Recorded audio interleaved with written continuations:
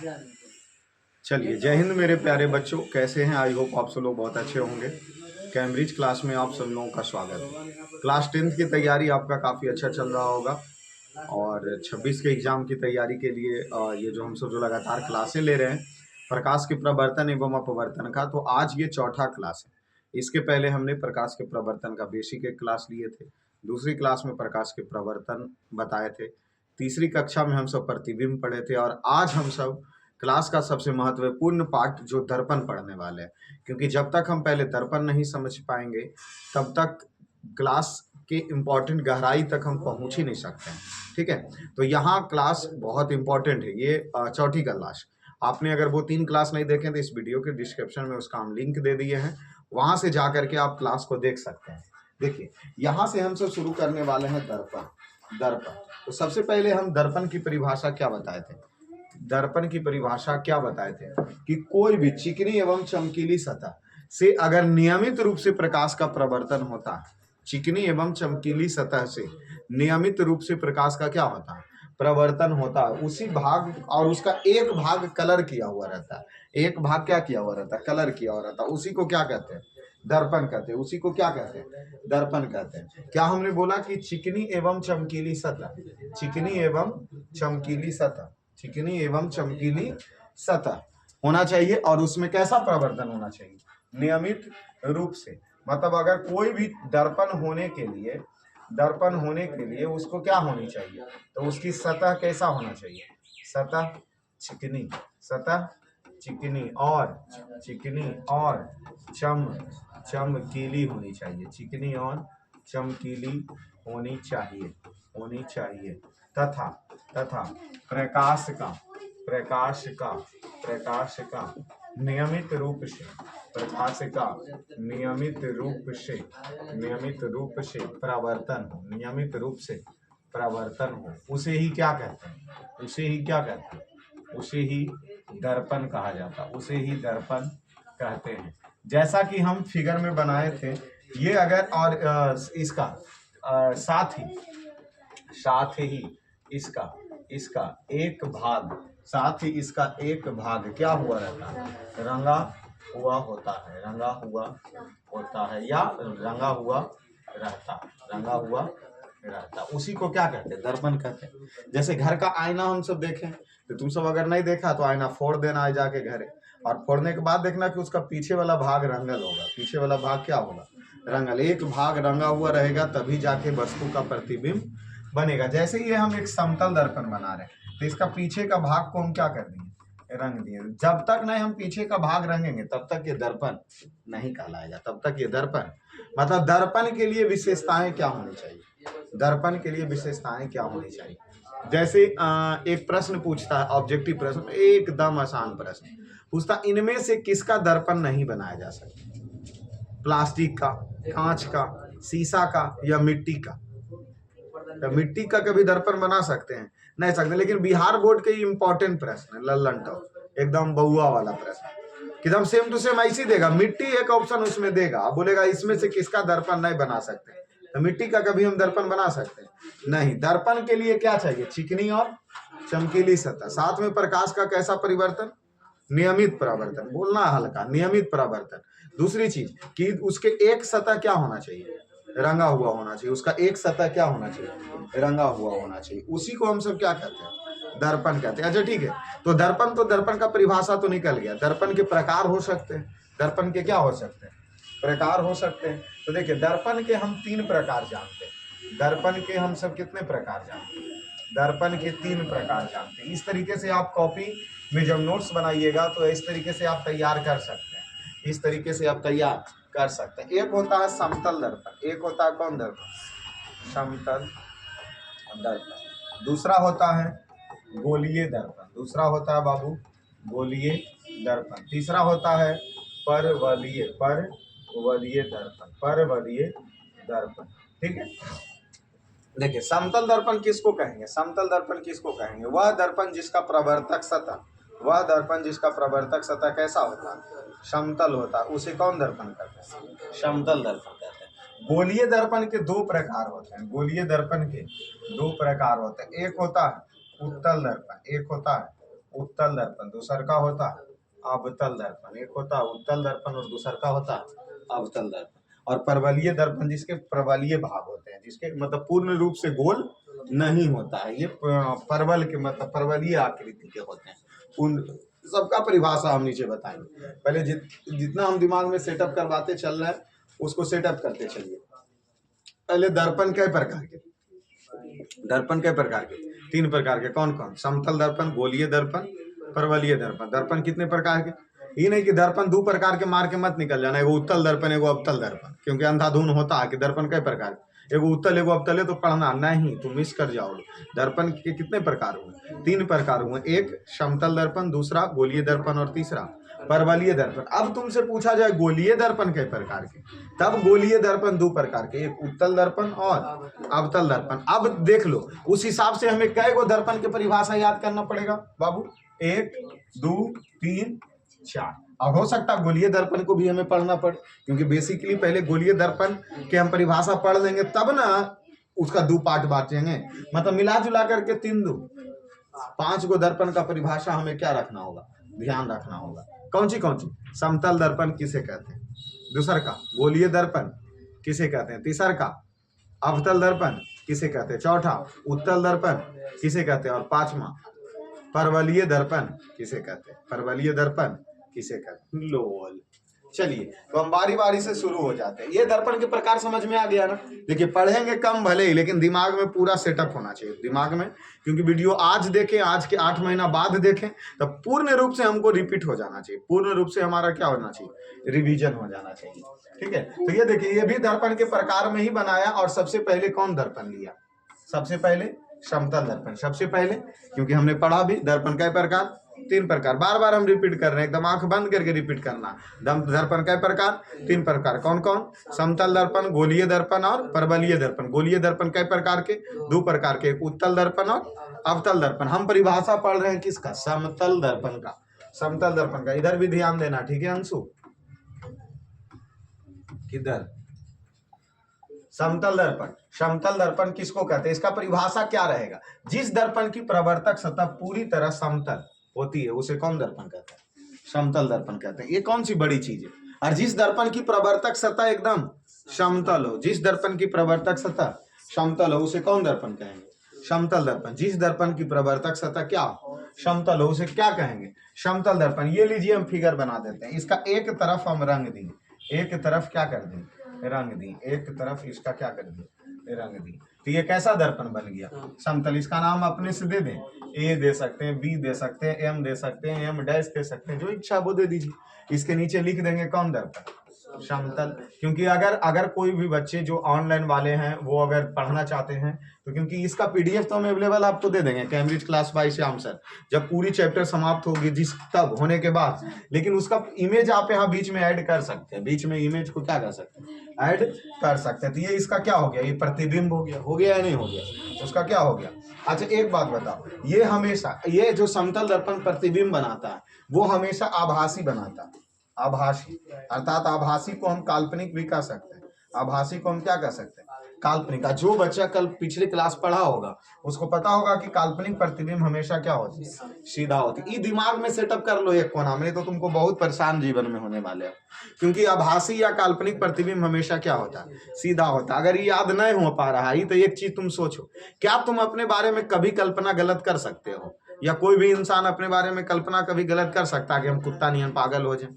ऐसा कभी करेगा? कल्पना जब भी करेगा तो अच्छा ही करेगा, उल्टा कल्पना नहीं कर सकता, कभी भी सीधा ही करेगा। इसलिए काल्पनिक प्रतिबिंब हमेशा कैसा बनता है?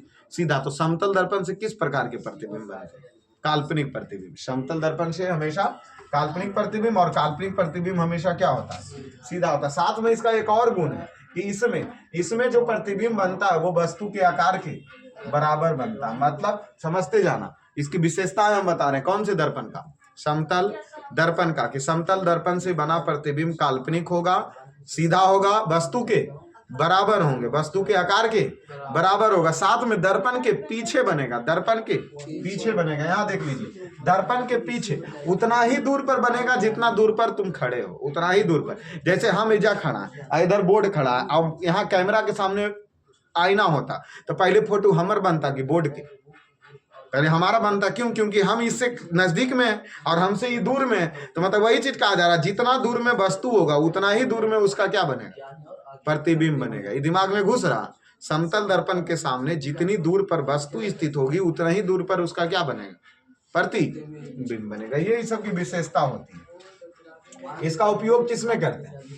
घर के शीशा में, ड्रेसिंग में, और कौन चीज? परीक्षा कक्ष के दर्पण में, मतलब बस शीशा में ही प्रयोग करते हैं। दिमाग में सेटअप कर लो, कौची में? शीशा में। क्या एक दर्पण कंप्लीट हो गया? वैसे दर्पण जिसका प्रवर्तक सतह, वैसे दर्पण जिसका प्रवर्तक सतह समतल होते हैं उसे कौन दर्पण? समतल दर्पण कहते हैं। समतल दर्पण से बना प्रतिबिंब हमेशा काल्पनिक होता, काल्पनिक प्रतिबिंब हमेशा सीधा होता है। समतल दर्पण से बने प्रतिबिंब वस्तु के आकार के बराबर होते। समतल दर्पण का बना प्रतिबिंब दर्पण से जितना दूर वस्तु होगा उतना ही उसके पीछे प्रतिबिंब बनेगा, उतना ही उसके पीछे प्रतिबिंब बनेंगे। इसका उपयोग मिरर में, इसका उपयोग मिरर में, घरेलू काम में, घरेलू काम में, ठीक है, घरेलू शीशा उसा। उसके बाद दूसरा कौन दर्पण था? क्योंकि हम दर्पण के कई प्रकार पढ़े? 3 प्रकार। दर्पण के 3 प्रकार कौन कौन? समतल दर्पण, गोलीय दर्पण, परवलयीय दर्पण। गोलीय दर्पण 2 प्रकार के, गोलीय दर्पण 2 प्रकार के। गोलीय दर्पण किसको कहेंगे? स्पेशल गोलीय दर्पण के बारे में सोचो। और जिस दर्पण की प्रवर्तक सतह खोखले गोले का एक भाग होता है उसे गोलीय दर्पण कहते हैं। गोलीय दर्पण की पहले परिभाषा सोचो कि जिस दर्पण, क्या हम बोले? जिस दर्पण, क्या बोले? जिस दर्पण की प्रवर्तक सतह किसी खोखले गोले का एक भाग होता है, जिस दर्पण की प्रवर्तक सतह किसी खोखले गोले का एक भाग होता है उसको कौन दर्पण कहते हैं? गोलीय दर्पण। जैसे देखो, ई एगो हम तुमको कल्पना करो, ई एगो हम खोखला गोला बना, ई एगो हम खोखला गोला बना, तो खोखले गोले का एक भाग, क्या बोले? जिस दर्पण की प्रवर्तक सतह किसी खोखले गोले का एक भाग होता है, इसको बीच से हम क्या कर दिए? काट दी। तो जब बीच से काट दिए तो एक भाग इन्हें निकल गया, निकला कि नहीं निकला? और दूसरा का भाग इन्हें निकल गया। इसको इधर से एक भाग हो गया और ये दूसरा भाग हो गया। ये दोनों में से एगो के अंदर से रंग दो और एगो के बाहर। तो लो, हम एगो के कहां से रंग देते हैं? अंदर से रंग देते हैं। एगो के अंदर से और एगो के बाहर से, एगो के बाहर से रंग। ये रेखा को हम हटा देते हैं, ये रेखा को हम हटा देते हैं। ये देखिए 2 प्रकार के दर्पण बन के प्राप्त हो गए। लेकिन अगर हमको गोलीय दर्पण पहले पूछ रहा है तो गोलीय दर्पण की परिभाषा लिखेंगे कि जिस दर्पण की प्रवर्तक सतह किसी खोखले गोले का एक भाग होता है उसे कौन दर्पण कहते हैं? गोलीय। गोलीय दर्पण कई प्रकार? 2 प्रकार के। एगो एक अवतल दूसर का उत्तल, एक अवतल दूसर का उत्तल। देखो, हम अवतल दर्पण पढ़ रहे हैं, अवतल दर्पण पढ़ रहे हैं कि जिस दर्पण की प्रवर्तक सतह, जिस खोखले गोले का एक भाग हम लिए ना, जिस खोखले गोले का हम एक भाग लिए ना, तो जिस दर्पण की प्रवर्तक सतह धंसा हुआ रहता है, जिस दर्पण की प्रवर्तक सतह धंसा हुआ रहता है उसको कौन दर्पण कहते हैं? अवतल दर्पण कहते हैं। जिस दर्पण की प्रवर्तक सतह, एक कल्पना करो, यही गोला को काट के ना हम 2 गो बनाए थे, तो एगो के हम रंगे थे कहाँ? अंदर से, और एगो के रंगे थे। अब एक तुम सोचो कि किसका प्रवर्तक सतह मतलब जो भाग चिकना है, जिसका चिकना भाग धसल है। अब फिगर ए में धसल है कि फिगर 2 में? 2 में धसल है। तो जिसका प्रवर्तक सतह धसा है मतलब वो कौन दर्पण? मतलब ये जो बन गया कौन दर्पण? अवतल दर्पण बन गया। क्या परिभाषा दिमाग में बैठ जाएगा कि जिस दर्पण की प्रवर्तक सतह धसा है उसे कौन दर्पण? अवतल दर्पण कहें। अवतल दर्पण को ही अभिसारी दर्पण कहते हैं। अवतल दर्पण को ही अवतल दर्पण को ही कौन दर्पण?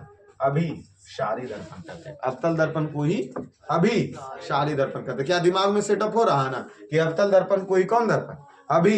जिस दर्पण की प्रवर्तक सतह धसा है, जिस दर्पण की प्रवर्तक सतह धसा है उसे कौन दर्पण?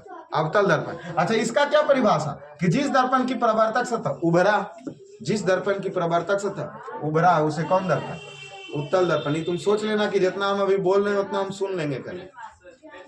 तो जिस दर्पण की प्रवर्तक सतह धसा है उसको अवतल दर्पण, अवतल दर्पण को अभिसारी दर्पण कहते हैं। जिस दर्पण की प्रवर्तक सतह उभरा है उसको उत्तल दर्पण, और उत्तल दर्पण को अपसारी दर्पण कहते हैं। उत्तल दर्पण को अपसारी दर्पण कहते हैं। ठीक है, चलिए आइए देखिए ये अवतल दर्पण में क्या कह रहा, अवतल दर्पण में क्या कह रहा, प्रकाश की किरणें को एक बिंदु पर फोकस केंद्रित करती है, इसीलिए इसको कौन दर्पण कहते हैं? अभी मतलब पूछेगा कि अवतल दर्पण को अभिसारी दर्पण क्यों कहते हैं?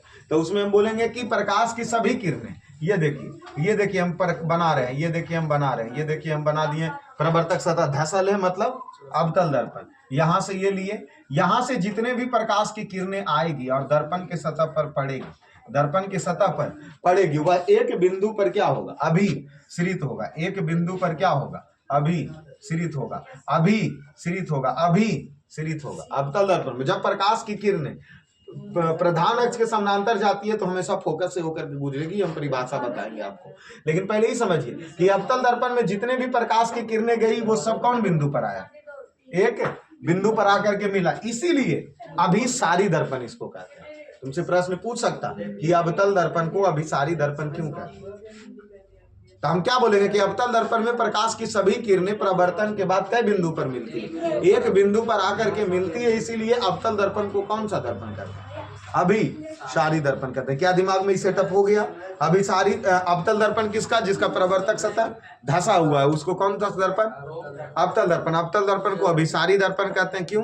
क्योंकि प्रकाश की सभी किरणें एक बिंदु पर मिलती है, प्रकाश की सभी किरणें एक बिंदु पर मिलती है, इसीलिए इसको क्या कहते हैं, अभी।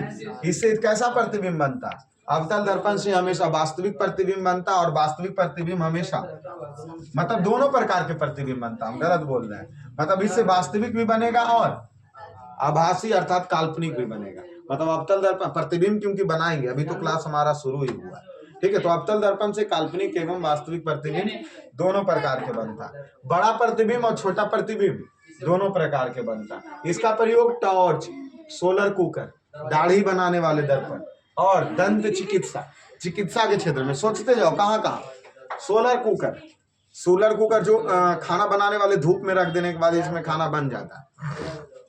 सोलर कुकर में कौन दर्पण, अवतल दर्पण। टॉर्च में कौन दर्पण, अवतल दर्पण। दाढ़ी बनाने में कौन दर्पण, अवतल दर्पण। गाड़ी के हेडलाइट में कौन दर्पण, अवतल दर्पण। चिकित्सा क्षेत्र में कौन दर्पण, अवतल दर्पण का प्रयोग करते हैं, ठीक है। उसके बाद चले उत्तल दर्पण, उसके बाद हम चलते हैं कौन दर्पण। हम उत्तल दर्पण की परिभाषा क्या बोले कि जिस दर्पण की प्रवर्तक सतह उभरी होती है, देखिए उभरी, अब ऊ से उभरी, ऊ से उत्तल, इसमें फोकस करो, दिमाग में बैठा लो। ऊ से उभरी, ऊ से मतलब जिस दर्पण की प्रवर्तक सतह उभरी होती है उसे कौन दर्पण कहते हैं, दिमाग में सेटअप हो गया। उत्तल दर्पण को कौन दर्पण कहते हैं, अपसारी। क्यों कहते हैं अवतल दर्पण को अपसारी दर्पण, क्योंकि प्रकाश की सभी किरणें को फैला देगा, क्योंकि प्रकाश की सभी किरणें को कैसे, यहां समझो, ये प्रधान अक्ष, इसे आई प्रकाश की किरणें आई, ये टकरा के इधरे चलाएगी, टकरा के इधर चल जाएगा इधर, लेकिन ये आती हुई यहां से प्रतीत होगी, आती हुई यहां से। एक बात बताओ कि ये जो प्रकाश की किरणें, ये चारों दूगो यहाँ गया और दूगो यहाँ गया, देखो नहीं, टकराने के बाद नहीं फैला दिया, इसको फैला दिया कि नहीं फैला दिया, इसीलिए इसको कौन दर्पण, अपसारी दर्पण कहते हैं, इसीलिए इसको अपसारी दर्पण कहते हैं। देखिए इससे हमेशा प्रतिबिंब आभासी अर्थात काल्पनिक बनता है, और काल्पनिक प्रतिबिंब हमेशा क्या होता है, सीधा होता है, और इसमें छोटा प्रतिबिंब भी बनता है। इसमें कैसा प्रतिबिंब बनता है, छोटा प्रतिबिंब भी बनता है। इसको कहाँ प्रयोग करते हैं, गाड़ी के साइड में, मोटरसाइकिल में नहीं आईना लगल होता है, बस ट्रक में पीछे वाला भाग देखने के लिए, उसमें कौन दर्पण, तो उत्तल दर्पण। कौन दर्पण, उत्तल दर्पण। सुरक्षा दर्पण, वही पीछे गाड़ी के साइड मिरर में कौन दर्पण, सुरक्षा दर्पण का प्रयोग हम सब करते हैं, ठीक है। चलिए, तो ये पहले यहाँ तक क्लियर है, यहाँ तक पहले क्लियर है। हम क्या बोले कि खोखले गोले प्रवर्तक सतह, जिस खोखले गोले का एक भाग होता है उसको कौन दर्पण, गोलीय दर्पण। जिस दर्पण की प्रवर्तक सतह उभरी होती है कौन दर्पण, उत्तल दर्पण। जिस दर्पण की प्रवर्तक सतह धसी होती है, जिस दर्पण की प्रवर्तक सतह धसी होती है उसको कौन दर्पण, अवतल दर्पण। अब उत्तल दर्पण को कौन दर्पण कहते हैं, अपसारी। अवतल दर्पण को अभिसारी। क्यों, क्योंकि ये सभी प्रकाश की किरणें एक बिंदु पर आकर के मिल जाती है, और अपसारी में एक बिंदु से फैलती हुई प्रतीत होती है, अब उत्तल दर्पण से कैसा प्रतिबिंब, काल्पनिक प्रतिबिंब। उत्तल दर्पण से कैसा प्रतिबिंब, काल्पनिक, सीधा, वस्तु से छोटा। उत्तल दर्पण से कैसा प्रतिबिंब, दोनों, वास्तविक एवं काल्पनिक, दोनों प्रकार की प्रतिबिंब बनती है। किससे, अवतल दर्पण। उत्तल दर्पण का प्रयोग कहाँ करते हैं, गाड़ी के गाड़ी के साइड मिरर में, गाड़ी के साइड मिरर में। इसका प्रयोग कहाँ करते हैं? चिकित्सा, चिकित्सा, दाढ़ी बनाने, चिकित्सा, सौर कुकर, सौर्य कुकर में किसका उपयोग? अवतल दर्पण, टॉर्च में उपयोग करते हैं अवतल दर्पण। क्या यहाँ तक क्लियर है? चलिए एक दर्पण आओ बचा, एक दर्पण आओ बचा, जिसको कौन दर्पण कहते हैं? परवलीय दर्पण कहते हैं। क्या कहता? कि प्रवर्तक सतह परवलीय के आकार के होते हैं, मतलब गोल नहीं होता, इस तरीके से, इस तरीके से पूर्णतः गोल नहीं होते हैं। मतलब जिस दर्पण की प्रवर्तक सतह परवलीय होती है, पूर्णतः गोल नहीं होती है, उसको कौन दर्पण कहते हैं? परवलीय दर्पण कहते हैं उसको, परवलीय दर्पण। प्रकाश को एक बिंदु पर अधिक सटीकता से फोकस करता है, इसकी विशेषता है कि प्रकाश के एक बिंदु पर क्या करता है? सटीकता से फोकस करता है। परवलीय दर्पण से प्रश्न नहीं पूछेगा, ये बात निश्चित। जब भी प्रश्न छपेगा तो उत्तल, अवतल और कुछ प्रश्न समतल से छपेगा। ज्यादा प्रश्न उत्तल और अवतल से छपेगा, ज्यादा प्रश्न उत्तल और अवतल से छपेगा। यहाँ आ जाओ, गोलीय दर्पण से संबंधित कुछ पद। तो बताओ पहले, गोलीय दर्पण कै प्रकार के? दो प्रकार के। कौन कौन? उत्तल दर्पण और अवतल दर्पण। गोलीय दर्पण किसको कहते हैं? जिस दर्पण की प्रवर्तक सतह पूर्णतः गोल नहीं, जिस दर्पण की प्रवर्तक सतह गोला का एक भाग होता है, जिस दर्पण का, अच्छा, जिस दर्पण,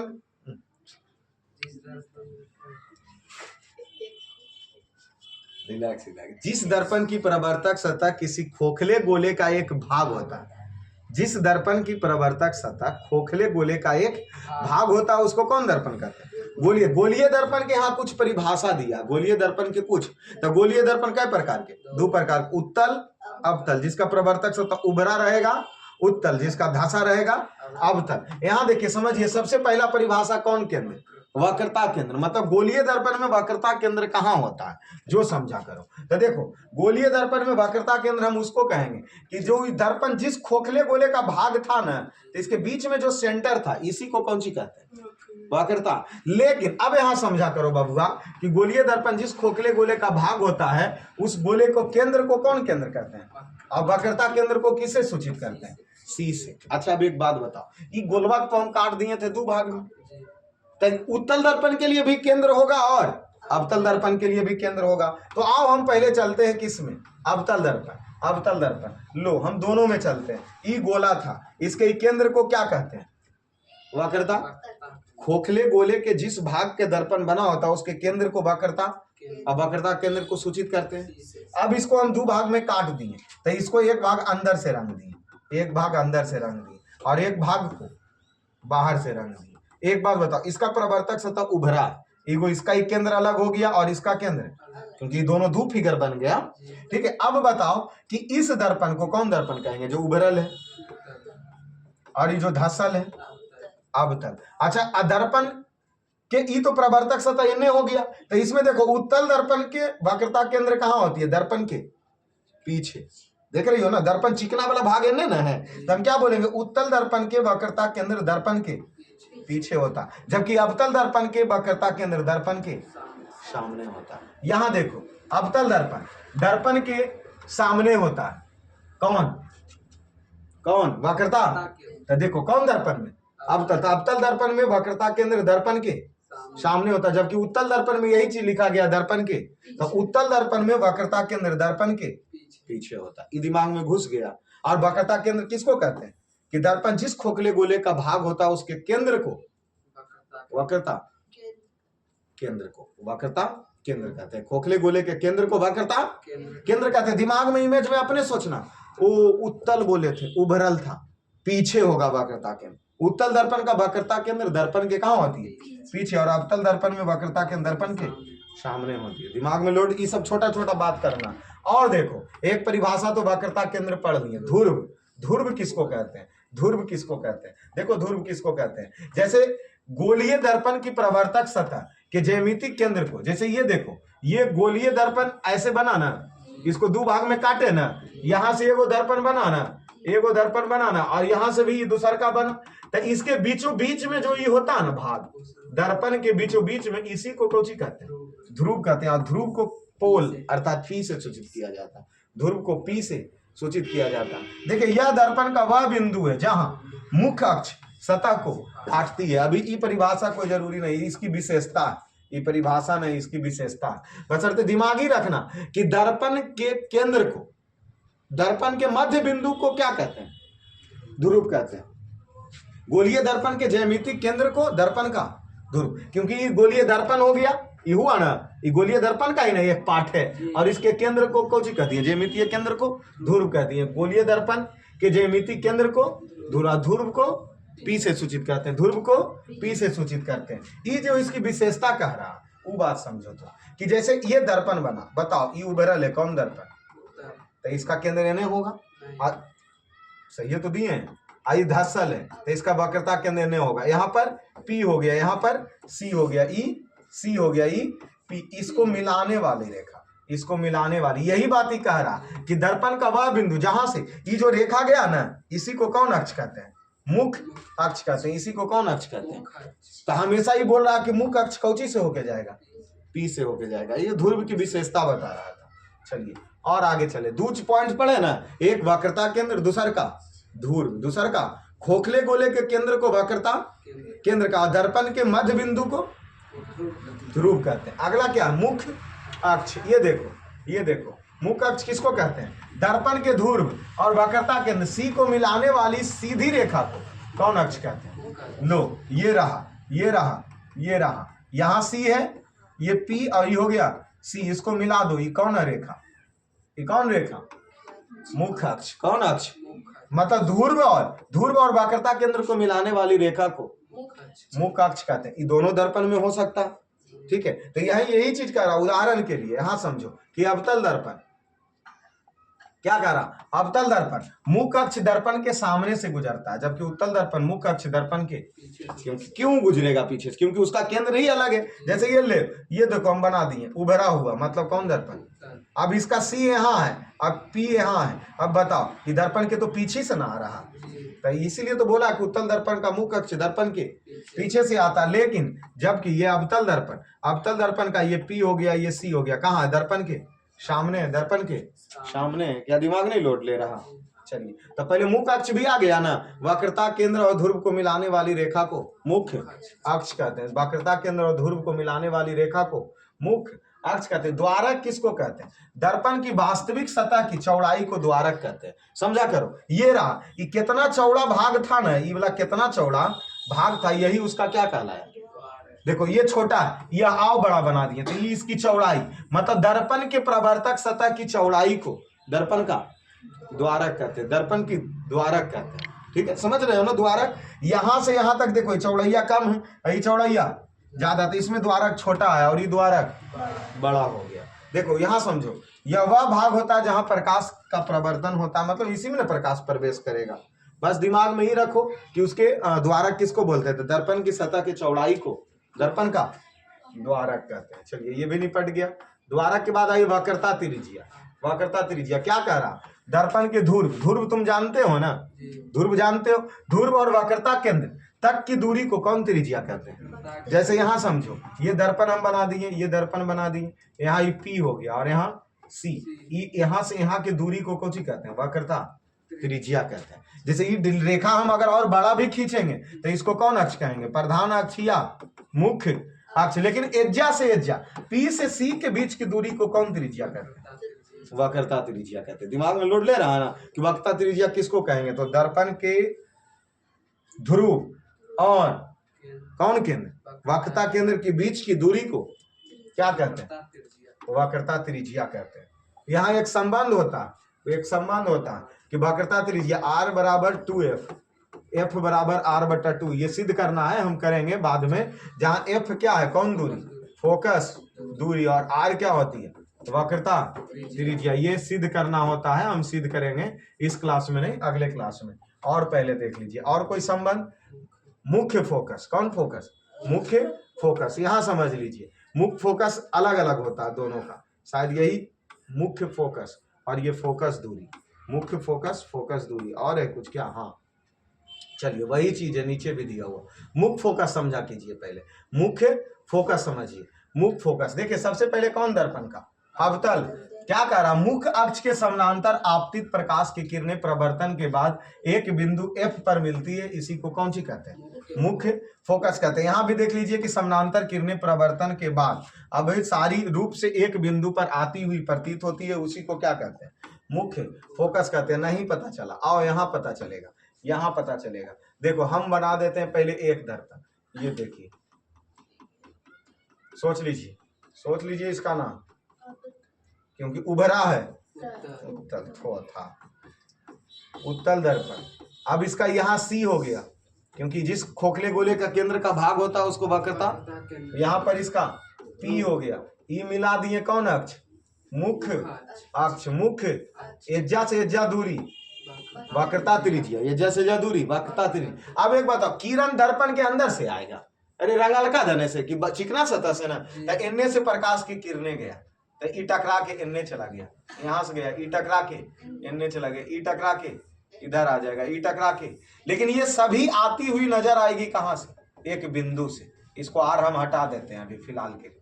ये सभी आती हुई नजर आएगी कहां से, एक बिंदु से। कहां से, एक, तो ये जहां से फैलेगी ना उसी को कौन सी कहते हैं, फोकस कहते हैं। कौन फोकस, मुख्य फोकस, जिसको F से सूचित किया जाता है उसी को क्या कहते हैं, मुख्य। तो यही चीज बोल रहा था कि जब प्रकाश की किरणें प्रधान अक्ष के समानांतर, प्रधान अक्ष के, क्योंकि प्रधान अक्ष है, ई भी प्रधान अक्ष के समानांतर गया, ई भी प्रधान अक्ष के समानांतर गया, ई भी प्रधान अक्ष के समानांतर गया और ई भी प्रधान अक्ष के समानांतर गया। तो जब यह फैलती है तो यह एक बिंदु से आती हुई प्रतीत होती है, और जिस बिंदु से आती हुई प्रतीत होती है उसी को क्या कहते हैं, मुख्य फोकस कहा जाता है। ये कौन दर्पण में समझिए। अब आते हैं कौन दर्पण, जिसका प्रवर्तक सतह धसा है, जिसका प्रवर्तक सतह धसा। ये लो यहाँ बना दिए कौन दर्पण, अवतल दर्पण। यहाँ इसका केंद्र को क्या कह दिया, वक्रता केंद्र, इसको ध्रुव, इसको वक्रता त्रिज्या, और ये हो गया प्रधान अक्ष। प्रधान अक्ष के समानांतर आ रही प्रकाश की किरणें, आ रही प्रकाश की किरणें, आ रही प्रकाश की, तो ये टकरा के यहां से जाएगा और टकरा के यहां से जाएगा, ये भी यहां से जाएगा और ये भी।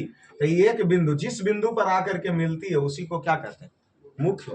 मतलब प्रधान अक्ष के समानांतर आ रही प्रकाश की किरणें, प्रधान अक्ष के समानांतर आ रही प्रकाश की किरणें प्रवर्तन के बाद जिस बिंदु पर आकर मिलती है उसी को क्या कहते हैं, मुख्य फोकस कहते हैं। उसी को मुख्य फोकस कहते हैं, उसी को मुख्य फोकस कहते हैं। क्या दिमाग में घुस गया, मुख्य फोकस क्या कहते हैं उसको बाबू, मुख्य फोकस। और अब देख लीजिए कि एक परिभाषा और जो हम अभी नहीं बताएं आपको, यहां समझा कीजिए कि मुख्य फोकस और ध्रुव की बीच की दूरी को फोकस दूरी कहते हैं, जिसको छोटकी F से सूचित करते हैं।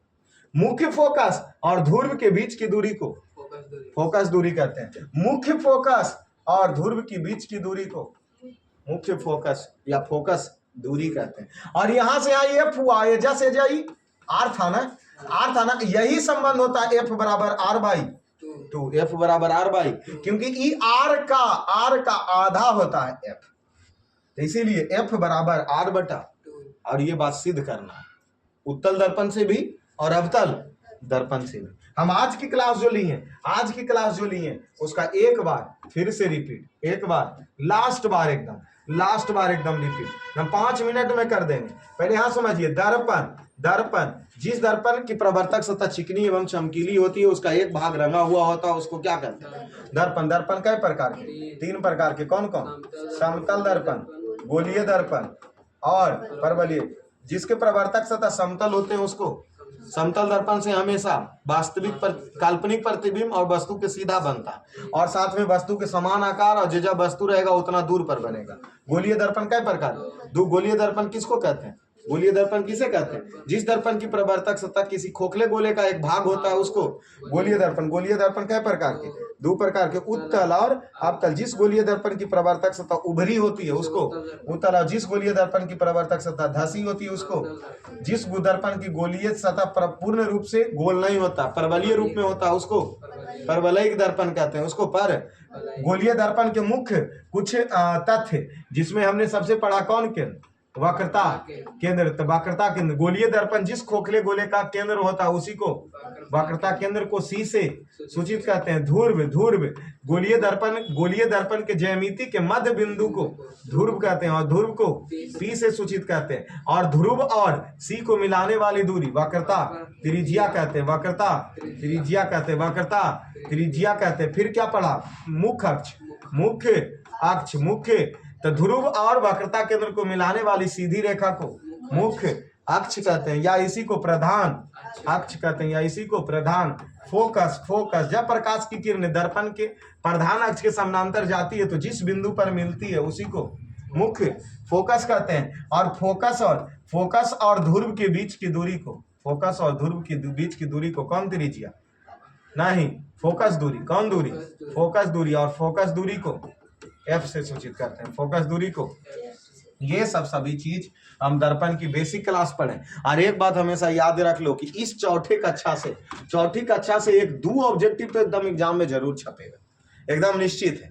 और अगली कक्षा में हम अब डायरेक्ट मिलेंगे कौन सी कि ये जो फोकस है एफ है जो एफ बराबर r/2, एफ बराबर r/2, अर्थात ये जो फोकस है, ये जो फोकस दूरी है वह वक्रता त्रिज्या का क्या होता? आधा होता। वक्रता त्रिज्या का। ये बात सिद्ध करना है हमको, ये बात सिद्ध करना। और जब सिद्ध करने आएंगे ना तो हम उत्तल और अवतल दोनों से एक के दिन में सिद्ध कर देंगे, उत्तल दर्पण से भी और अवतल दर्पण से, क्योंकि 1 घंटा में दोनों काम करके निपट जाएंगे। ठीक है, तो 5वां में हम सब यही चीज सिद्ध करेंगे। पार्ट 5वां में हम क्या करेंगे? यही चीज सिद्ध करेंगे कि गोलीय दर्पण की फोकस दूरी और वक्रता त्रिज्या में संबंध। ठीक है, तो आज की क्लास हम सब इतना ही पे रोकेंगे प्यारे बच्चों, उसके बाद फिर मिलेंगे अगली कक्षा में। चलिए, और ये सब जो हम पेज आपको वो लिखने की आवश्यकता नहीं है, जैसे ये चैप्टर खत्म होगा हम Cambridge class wise Shyam sir Telegram channel पे दे देंगे, वहां से आप सब लोग नोट्स इसको कर ले सकते हैं। ठीक है।